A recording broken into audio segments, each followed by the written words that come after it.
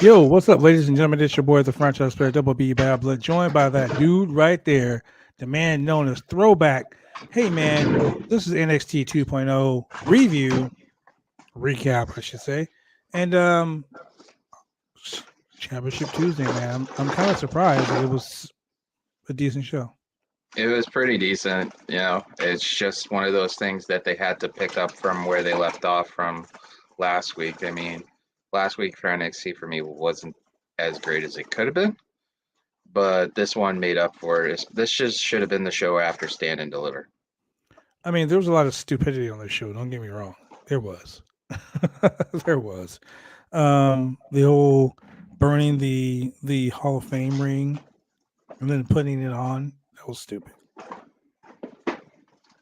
Yeah, it didn't make any sense. It didn't push any narrative on it. All it did with, you know, Joe Gacy and freaking Braun Breaker, it just made it seem like, oh, great, we get Bray 2.0 as a lot of people joke around and stuff. And, you've got Braun Breaker. So it's like, what's the interest? What's the narrative you're pushing through?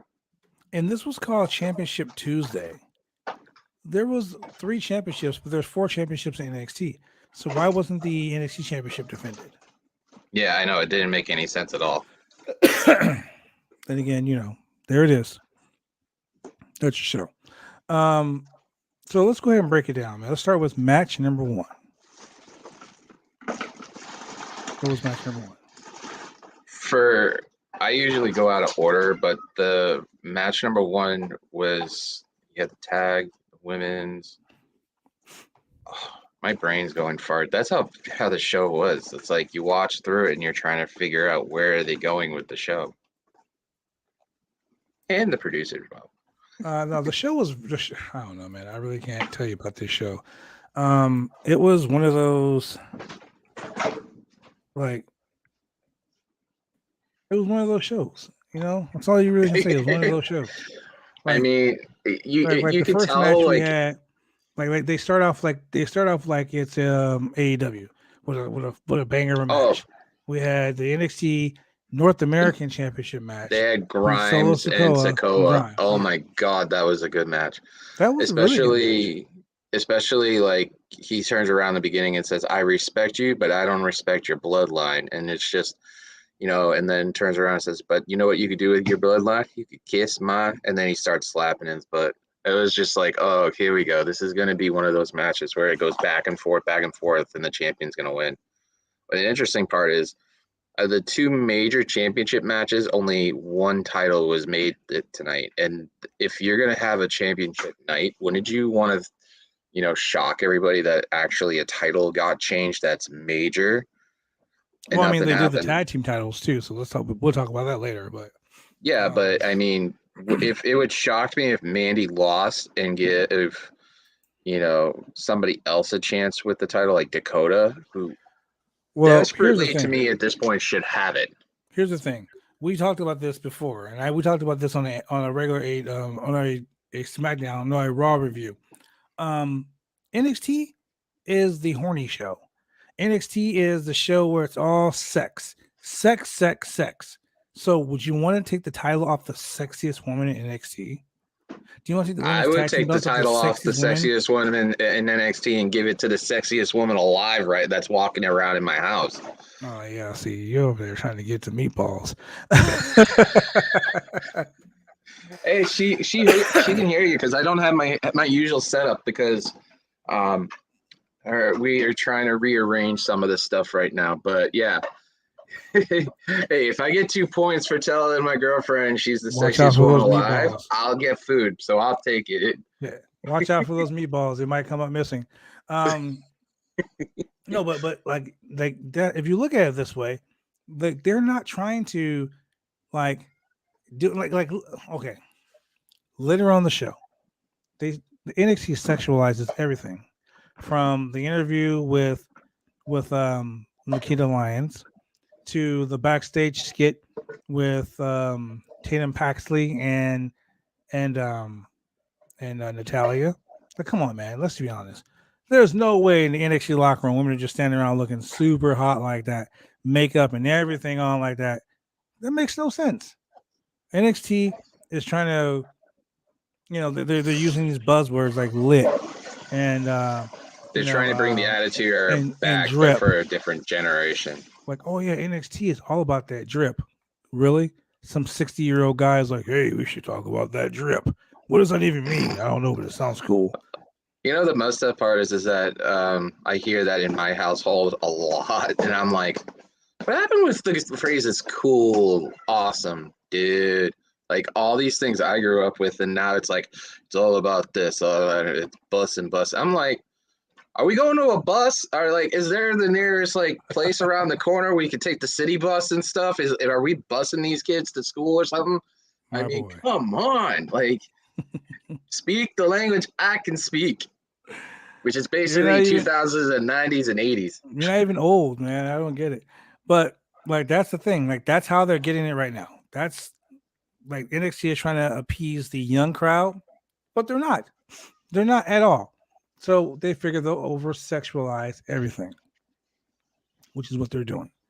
Um, It's more about the visual rather than the wrestler. exactly. That's what I'm trying to get at. So they're not going to take the titles off Dakota. I mean, off of Toxic Attraction, simply because they're three hot girls. Their setup is that they're three hot girls, and they're so hot that no one can beat them. I don't understand that. Um, but then you got like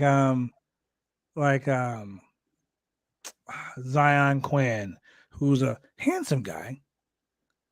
They're sexualizing him. They're sexualizing it's just so much. All they really need to do is concentrate on the wrestling. Concentrate on the wrestling, man. I promise you. If you concentrate on the wrestling, it'll work. And that's WWE's not their formula right now. It's all about, oh, let's get the 18 to 35 demographic. What are we going to do about that and stuff? And the problem with that is that it doesn't work all the time. It's not. They have to step back from the NXT of old now since they rebranded it to 2.0, which is starting. It was great for me. I started liking it a lot, and then all of a sudden it became like something out of it. This is gonna be a '90s reference. You ever see a TV show on Nickelodeon called Hey Dude? Yep. Yeah, it's now becoming Hey Dude. Like literally, you're watching the same things, the same monotone promos and stuff. Or if it's Breaker, he's losing his crap over something, and whether he pooped his pants or whatnot. It may that what's getting me now is that, like I said, I'm reserving right to watch some of this stuff, and and it's been documented. I've been a huge fan of the original NXT, and it seemed like this show was like that. It was like one of the original NXT shows when it started, but now towards the tail end, it tapered off and stuff, and then that gauntlet match brought it back a bit. But overall, recently, after last week, and Stand and Deliver was for me. I don't know about you, but when I was watching it, it was awesome. I was absolutely loved. That's the way I wanted it to be. But overall, since then, it's just become watching like a Nickelodeon show, wishing that the show was over. There it is. That's exactly what it is. That's exactly what it is. What's that saying? Call a spade a spade. Call it a spade, my man. So Cameron Grimes defends the North American Championship against Solo Sikoa. Actually, pretty decent match. Cameron Grimes is great. Solo Sikoa, all about the But that bloodline. interference, come on! If that interference wasn't there, so Sikoa would have been champion. Come on, now. Yeah. Let's call it what it is. But that's NXT for you. That's there. It's just weird. But also, I heard something about it because you cover the AEW stuff tomorrow. Is that a lot of the stuff they've been doing recently has been run-ins, interferences, setting up something else, And tonight, it just felt like this match mainly was like a copycat of that from AEW. I'm sorry, I like the show. Don't get me wrong. I'm not dogging it in the matches and stuff, but the certain things they do, it's like, and I'm going to quote Sean Ross Sapp, I want my wrestling to make sense. And to me, having somebody run into it in the middle of a really good match did not make sense. You're better off just letting the match play out and without any interference. And then afterwards, you can create the shenanigans with Carmelo Hayes' sidekick. Well, here's the thing. The reason why Carmelo Hayes and Trick Williams interfere is because Carmelo Hayes is pissed off they lost the belt to Grimes. So that makes perfect sense that he ran in. He doesn't want anyone else to be champion until he can beat Cameron Grimes for the title. So that makes a lot of sense why they interfere. But the way they left them laying and the commercial, like they were, I'm in the ring beating the shit out of someone. And then they go to the damn commentators who are at ringside while I'm doing it. And you're focusing on the commentators as opposed to the guys in the ring doing the work. Made no sense. This show makes no sense. And the thing is, for like up to a couple weeks, it was hit up and down, up and down, up and down. And on the shows that they hit on, it made perfect sense going to Stand and Deliver. And then the last couple, it didn't make any sense. It didn't push any narrative. I was talking to Shane about this about a couple weeks ago. So I want something to push into the next setup. Gacy and Breaker, it honestly, if that becomes a specialty show, I'm probably gonna, and as much as if I wasn't watching this for Bodyslam, and I'm sorry, Gas, I gotta say this, I would probably shut the TV off after that point, because I want like really interesting matches. Like, am I gonna be interested watching Natalya and Cora Jade? Yes, because it's got a backstory to it, and she started talking about that. Now that's the interesting thing. Other than that, interesting. That right there is what other caught than my that, eye. it just, what did this show push? Okay, so we have new tag champions. Okay, so that pushed that. So what's going to happen after that? So that's something they'll have to reveal. They announced a bunch of matches. Great. We have, two title champions that retain. Great. But you didn't push anything over. I get, Hayes wants his title back against Grimes, but where did it push it? That run-in didn't push the next 4 or 5 shows that it could build up to. It only just pushed the needle an inch. Whereas, sometimes an inch is all you need. That's what she said. I walked into that. I'll admit that. I'll walk in that. I'll admit you that. walked right into that one. But you know what I mean, though. Just for story-wise, it didn't advance that story where, like, and a lot of people have been talking about this. The casual fan who watches, like, a good example, what I was listening to on a roundtable on Fightful, whereas the casual fan literally will watch it and want to see, okay, so why is this person? Who's this person? I want to know this person. Whereas tonight, if you were a casual person and you didn't have your show on or a streaming show on, and you wanted something different, and you just watch, oh, it's WWE, so you watch it and you're like, is this person? I noticed Natalya and this person and this, but I don't know everything else. That's their problem, and especially on the main roster, unless it's on Friday nights. Even though the call-ups are going on, they're not pushing the needle. They need to change that with NXT, because if this is quote-unquote your developmental show, they're doing great developing talent. It's just not pushing everything forward in story. So you have the talent there. You just don't have like a lot of the stories that should be there. I mean, think about it. Who's your next challenger for Mandy? Cora is already going to be in a brawl with Natty. Wendy Chu. That's the next challenger. That's a little early for me. Okay, well, I mean, I get what you're saying. I want you to listen to this though. Dakota Kai. I listened to the Pro Wrestler in the whole thing. You and Parrish and everybody else, I listened to. So you can't say that I don't. I mean, it makes no sense. I get what you're saying, but listen to this. Dakota Kai is furious. Okay, in one fell swoop, Mandy Rose and Toxic Attraction took out all her friends. They took out Wendy Chu. They took out what's her name? Big Mommy Cool. Right? Raquel Rodriguez. It's now Rodriguez. It's her real name, though. Yeah. So they took her out, right? They took the NXT Women's Tag Team belts from them. So, of course, Dakota Kai is pissed. So she gets a shot at the championship, right? She loses. She loses like in grand fashion. Anytime and if you notice with Dakota, anytime she gets a sniff of the NXT women's title, she always loses it. Oh yeah. Maybe, Oh, yeah. and that's what aggravates me. No, I don't know. Maybe that's the original NXT part of me that always loved it, and that's aggravated with it. If you're But you gonna, also got to think about this. Cameron Grimes was the same way. yeah, Every time he got close to that North American title, he lost. So I give it a understand. little bit, and Dakota Kai will win the championship. So I don't think that the storyline between Dakota Kai and Mandy Rose is over. I do think that there's gonna be a little bit of, I mean, because Cora Jade, let's just be honest, Cora Jade's cute. She's spunky. She's a wrestler, Avril Lavigne, which But this she is generation's gonna appreciate. She is not women's championship material yet. Yeah, Putting her in yeah. a story with Natty will make her work. And if she works, then maybe she'll get a shot. So I can see Dakota Kai with another match with Mandy Rose. I don't see her winning the title. But other than Wendy Chu, who do you see in that locker room going against Mandy? Oh man. The only other people I could see is her stablemates. That's it. Shit. That's a good question that not a lot of people That's a real say. good question.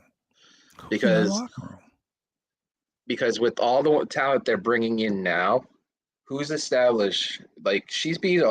I'm giving Mandy Rose her props, and I said I don't think she deserves it. I will. She's beaten every single woman in that locker room. She's beaten Io. She's been the longest reigning British UK champion of all time, Kaylee Ray. She's beaten Raquel Rodriguez / Gonzalez. She's beaten so many people, right? The only thing I can see happening here is if they do with Natty, but they bring it somebody from the main roster again.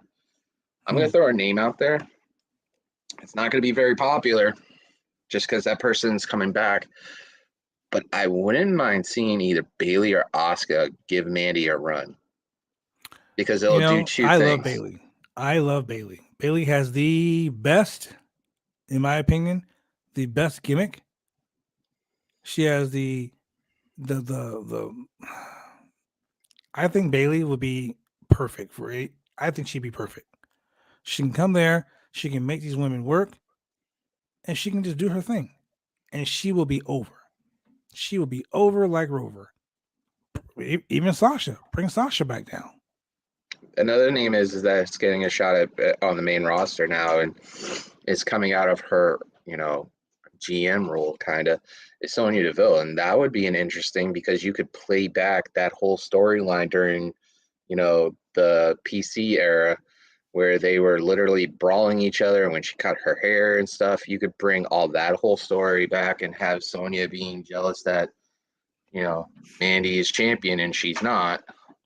So, I mean, that could be an idea, but who in that locker room could make Mandy go? And that's why they're bringing some talent from the main roster down to make these people work hard. I think they're bringing main roster talent down to coddle these young kids, teach these young kids how to work, but also to give these vets something to fucking do. I mean, the only other thing I could do is put the NXT title on Natty like you did on Ziggler for a little bit, and then make Cora Jade work for it harder. I mean, that's now one now thing. They've given Cora Jade, they're giving her a purpose. Now that they made it personal for her, she was attacked by her idol. That whole saying, "Never meet your idols." Yeah, like that right there. She was attacked by her idol. She came up with the story. Oh my God! Remember, I'm freaking out right now. I don't care. Blah blah blah. I remember when I was like 10. You pointed at me in a show in Indiana. Come on, really? You tell a story about how you made a kid cry. Do you really think that kid remembers that? That was funny. But me personally, that kid is gonna be like 20 years from now. I remember that one time Bad Blood made me cry. No one's gonna remember that shit. I thought it was funny because people were like, "You're too likable. You're such a nice guy. You're so likable. You can never make." I was like, "Watch me make that kid cry," and I did. Proud moment. You Sasha Banks did. Yeah, I sure did. I was like, cry. And look at what's happening with the girl from Sasha Banks. Izzy is like huge. Yeah. Well, It is what it is. Um, so I don't see anybody in the NXT women's division right now. I mean, they're okay. So they're pushing Nikita Lyons. They're pushing her pretty hard. Hmm. But once again, they're sexualizing her and they're pushing her. Lash Legend is fucking horrible. But they got her working a story with Lash Legend, which I think is stupid. Um, it is And what if it is, she's though. and if anyone from NXT is watching, I'm sorry, but it's just an If you opinion. are It's not. watching, it's my opinion, and as a wrestler, I'm going to tell you, it's bad TV. Um, but then we also had on the show a 5-team gauntlet to determine new NXT Tag Team Champions. In this gauntlet, we had Grayson Waller and Sanga. I hate that guy, Grayson Waller. We have Raul Mendoza and Joaquin Wild, Legado del Fantasma. You got the Creed brothers. You got Briggs and Jensen, and you got this new tag team. What do they call themselves? Deadly, Sexy Deadly or something? Yeah. Elton Prince and Kit Wilson. I've never fucking heard of these guys. Never in my life have heard of these guys. Or is it pretty dangerous? Pretty dangerous. Pretty lame is what they are. Um, they're a remember Bob Holly and Yeah. who was it? Bob Holly and who else was it? Jimmy Del Rey when they were the new Midnight Express. Yeah. That's what this is. So this 5-team gauntlet. I mean, honestly, it was really good. Wait, let me backtrack real quick before I go into the gauntlet match. Oh, they were in NXT UK. Okay, I don't care. Good to know. But we had your boys from Jacket Time, Ike Manjuro and um Kushida get totally demolished by Von Wagner. Again, I don't didn't push understand. any narrative. It didn't make any sense. It made no sense whatsoever. No sense whatsoever. We talked about the Hall of Fame gimmick. Okay, so Joe Gacy says he wants to be the guy to lead NXT. He's the only guy that can lead NXT. So there's your world title, your NXT championship um, feud right there. But burning the Hall of Fame ring and then putting it back on with his hands on fire, that was almost as bad as Damian Priest versus AJ Styles when Damian Priest stopped And the they match. stopped the match, and it just ended in a no contest. Yeah. Yeah, it was almost as bad as that. Um, like my girl Kay Hensler always says, Kate Elizabeth, like she always says, the NXT parking lot is a dangerous place. Like you can get you can get kidnapped there, you can get assaulted there. You know, You get run apparently over. you can get ran over. Like that parking lot is dangerous. So in that parking lot, they kidnapped Rick Steiner, Braun Breaker's dad. So now we got kidnapping. They held him in a cage. And then they took his Hall of Fame ring. After they beat him up, they took his Hall of Fame ring. So Braun Breaker is obviously pissed. His dad got beat up. But wouldn't you just like open the show to address that? I read somebody on Twitter said the same thing. Yes. And you don't address it until after the North American Championship match. And this is supposed to set up your next big feud. This is why with Gacy, he's an amazing wrestler and everything, Mm-hmm. and he could talk his ass off. But this match, I think what would have been perfect would have been like if you have Gacy facing something like Wagner for because of how Wagner's dominant, and Gacy could turn around and said he doesn't want people to pick on people. It that would have made it interesting, and then you could go into Breaker and Gacy, but I don't see the point of this. It's not if it's on a takeover, and obviously I'll watch it, but I'm gonna be like, why? Where is this going? You kidnapped his dad, and you didn't address it the next week. It's But like here's the thing, too. He kidnaps his dad in order to get a championship match. So why the fuck do you let him go? Exactly. I'm waiting for the big Papa Pump to come out of nowhere and Oh my looking for God. his brother. If Scott Steiner came out, it'd be all over, man. Can you imagine giving Scott Steiner a live mic? NXT, it would be over. Then we went to Zion Quinn versus Draco Anthony. I don't really care about that match at all. I actually thought that was probably an interesting thing because, you know, if they're gonna push both of these guys in different directions, I think freaking Zion is going to end up being a really good heel in NXT, the way he's built and everything. It's kind of like they're setting all these Samoans to be all the bad guys in the I was just thinking that.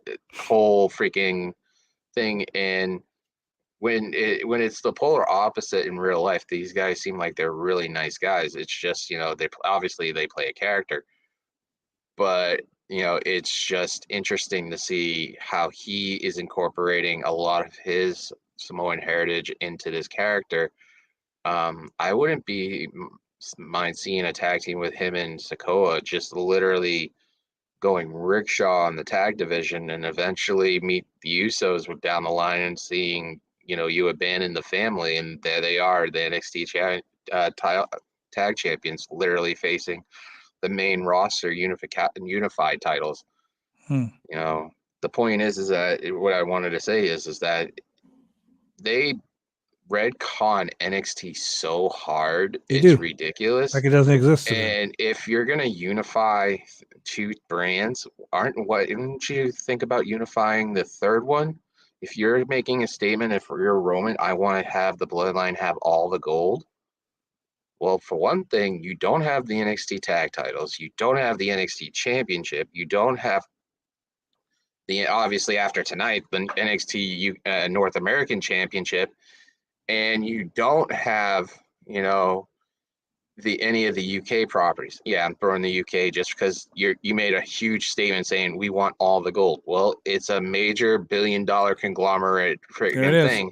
There it is. You have a branch of a brand over in the UK, so that counts as title. So I don't think that's the anyone point. talks about the NXT UK. Yeah, but I'm saying if you make a statement saying, okay, Bad Blood, I want all the titles. Well, you don't have 6 of them there, including the Bodyslam, the Roundtable Podcast one. You don't have this. You don't have that. You don't have this, and of course, you don't have this. So it's like, you're making a statement that you're in a company. You want to have all the titles. It doesn't make sense if you're not looking at the entire company's brand. So that's why I'm saying if you make a statement, make sure you can back it up, because that's just asinine saying we're going to take all the titles. I that bothered me, and that leaded into the NXT because they retcon NXT so badly. Like Charlotte had the NXT title right after she won it after Rhea. They say she's a 13, 14 time champion when she's really a 14, 15 time champion with the NXT titles. Dude, it's like this. They don't recognize any other championships than the main roster championships right now. But they're writing the NXT UK. I mean NXT brand as well. It's like it's like it's like they they pretend like Nathan Frazier from NXT UK. He's coming over to the new brand. Okay, Nathan Frazier is a great worker, right? But he's been other places. He's wrestled for other companies, but they keep calling him the rookie sensation. Like, the dude's been in the business for like 10 years. You're not a rookie anymore. So they're not even taking into account his past other places. They're just saying that he's a brand new brand. You know what I mean? I hate when they do that. It's like going to different territories, and you're like saying, oh yeah, I'm the champion of this territory, and then you go to Boston from Oregon, and they're like, yep, we have no clue who you are, and what you hold for one territory doesn't mean the other. I understand this. I get it. I've been watching wrestling since I was 4 years old. But like, again, it has to make sense. So if you make a statement on a wrestling program and you say you want all the titles, I hate to say it, but there'll be one guy and that guy that's either a butthead or the asshole here that's willing to call you out, or better yet, the masshole that's willing to call your ass out saying you retconned an entire company for saying you want all the titles. Then you have another, men's titles? You have another 3 in NXT, and then you have 1 in the UK. So you have 4 more to go after besides your tag titles, the Intercontinental and the UK, United States. It's like the writers don't think about this. They don't think at all. So, let me go to a backstage interview with Natty as she's walking through after she slapped the shit out of Cora Jade and put the sharpshooter on her. That was so, you knew she was going to turn heel. You knew she was going to. It was just the setup was so lame. I'm like, and here comes the turn now. So now she calls herself the Boat, the best of all time.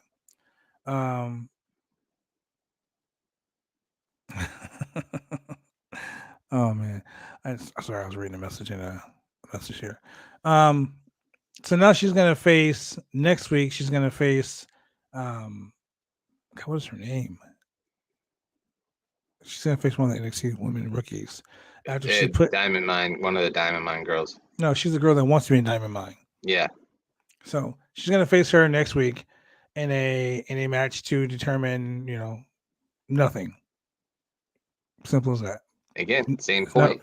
Doesn't progression in the story. It's just now having matches to have matches. But at least we get to the main event, which is a 5-team gauntlet for the vacated NXT Tag Team Championships. Former NXT Tag Team Champions MSK had to relinquish the titles due to Nash Carter getting fired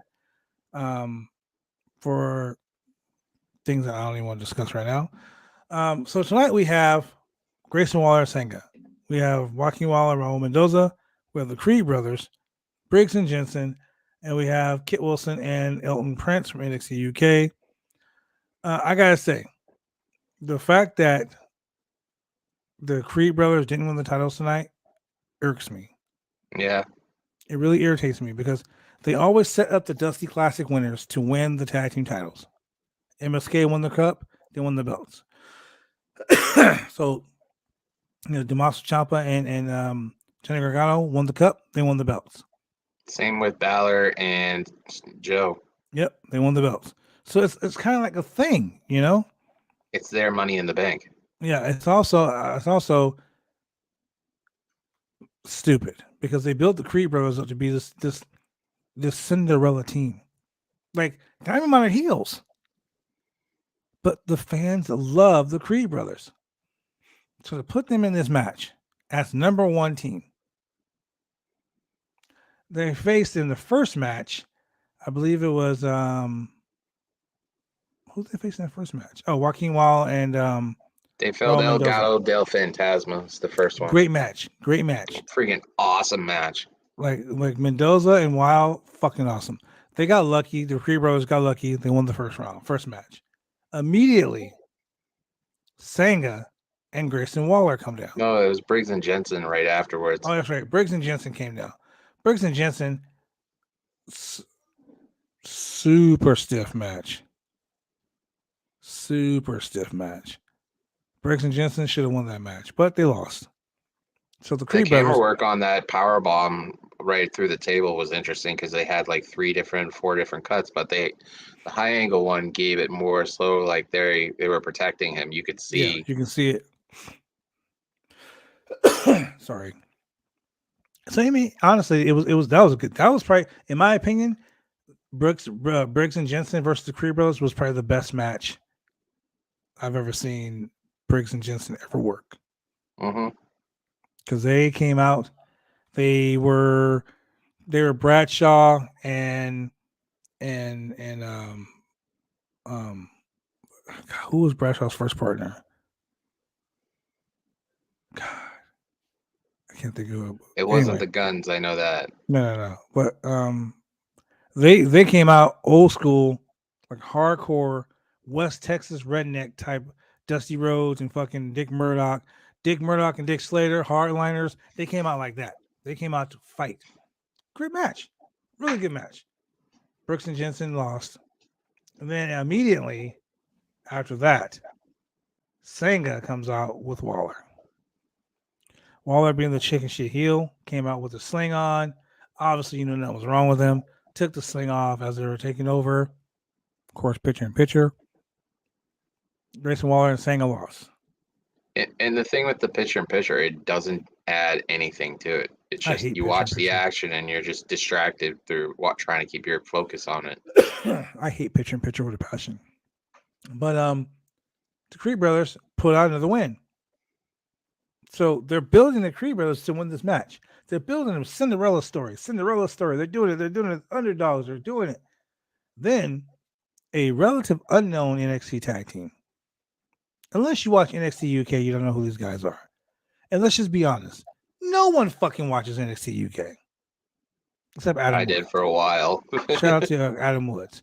Barry Windham. That's right. Barry Windham and Bradshaw. That's who Brooks and Jensen remind me of. But Kit Wilson, Elton Prince come out pretty deadly. And I'm not impressed. But the commentators kept making it about the very first tag team to ever debut and win the NXT Tag Team Championships, right? They said that like 4 times. That right there told me they were winning the titles. Pretty much. And that's a habit they have to stop, too. They're literally giving away everything when they mention stuff on commentary. Oh, yeah. They give it away right away, which totally sucks. This match was probably the worst of this 5-team gauntlet. This was the worst of the 5-team gauntlet. Elton Prince, Kit Wilson win the tag team belts.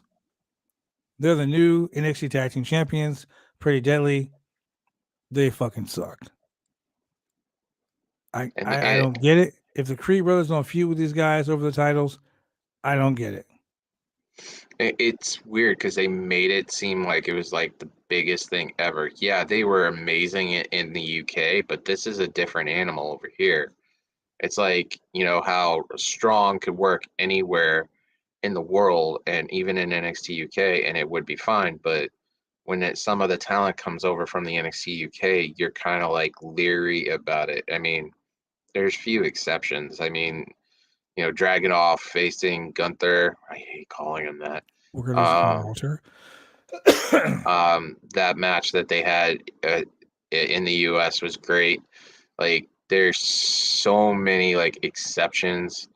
There's so many great talent. Hell, Piper Niven is really good. I hate calling her Dewdrop, but I mean, we don't call her Dewdrop either. It's just, it's like even in the, you know, Kaylee Ray is an amazing talent in her own right. I think she should be the one to have that title, the NXT Women's title, and let that run. But for some reason, they have, depending on what it is, they have something against the UK talent for some reason. It feels like not against them as people, but, you know, setting up to, you know, succeed or something like that, because you're putting over a tag team, but yet you had the longest reigning women's UK champion sitting on your roster in a fatal 4-way at Stand and Deliver, and you didn't pull the trigger to give her the title. I mean, and now she hasn't been on TV in 2 weeks. Here's the thing. It's not even about being over NXT UK or even being over here. You can be over here. One thing you gotta understand about WWE is that they don't make storylines to make sense. They make moments. So that moment, Kaylee Ray may have been the one who was more was experienced enough to put the title on. It made all the right sense to put the title on her, but they didn't do it. They gave it back to Mandy. It made all the sense to put the tag team belts on the Creed brothers, but they put them on Pretty Deadly. It made all the sense in the world to take the NXT championship and keep it off of Braun Breaker since you were sending him to the main roster. He lost at Stand and Deliver. and had a rematch 2 days later and won the title. Why? Still don't make sense. Because it was all about a moment. That's it. This show is about moments. This show is a teen soap opera with no story. It kind of reminds me of Sunday Night Heat or Saturday Night Heat, where they would have people wrestling and they were really good at it, but there was no story behind it. Of course. One thing that the NXT is trying to do is they're trying to make themselves like AEW. Stop it. You're not going to be AEW. Starting to show off with a hot fire match for a championship, no ring introduction, just two guys in the ring ready to go. That's some NXT, that's some AEW shit. Stop trying to be AEW. Be NXT. Go back to being regular old school NXT where people actually respected the shit that was going on. Be Triple H's NXT.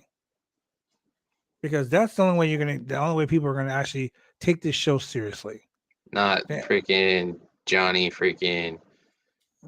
No Name. Freaking I forget his name. Freaking the Bella Twins stepfather. And I like Pritchard. Pritchard's really good, but I think him and Hunter would be better together than him and Vince, if that makes sense. Because at least Hunter would have the pulse on there and knows what to do to change it. It just doesn't feel like some of the stuff they're trying to do is working, and they're trying to force it down everybody's throat like they were doing a long time ago with Roman for a while. And people we believe him, we believe him, and then all of a sudden people just react the wrong way. And people will get tired. Mm-hmm. People will get tired. They'll be done. That's it. So I mean, like honestly, that's the thing. People and the way they point, the camera was pointing at Malcolm Bivens, and the Creed brothers and stuff like that. You made them more sympathetic, and if they're supposed to be a heel tag team, you just made them more sympathetic than anything. Once again, this show makes no sense. And that's the reason why they're losing so much respectability. So with that being said, ladies and gentlemen, this has been your boys with the NXT 2.0 review. Throwback, tell the fans where they can find you. Other than here every Tuesday night, sometimes we'll do Wednesday mornings and Thursday nights. Wicked Crazy Pinfalls every Thursday, some Wednesdays. You just got to keep an eye on it, but mostly Thursdays. We had a blast. We had a guest appearance by Sean Ross Sapp by Cameo last week, which was funny as hell. That was funny. So we'll see what happens this week. You never know. There might be another cameo pop up from somebody, or somebody will pop in. We have yet to have the Wicked Crazy Pinfalls champion show up, but he's constantly streaming on Twitch. Go follow the champion. And his challenger is the one, and I'll say this. Night 2, the champion had 68 points. And I was trying to point this out, but I think Shane read it wrong on Friday night for you guys for your review show. His challenger had 112 points. Let that sink in for a second, Shane. If you weren't in that championship, someone else would be. That makes it a little more interesting, because now I can pull and be like, I have the title here still. I'm going to send it to him. But you never know. Drew Nicholas, go follow him. He's doing some more streaming stuff once a week. He might actually take that from him. So this is going to be an interesting thing. Bad Blood's got a shot also down the line too. So we'll see what goes on.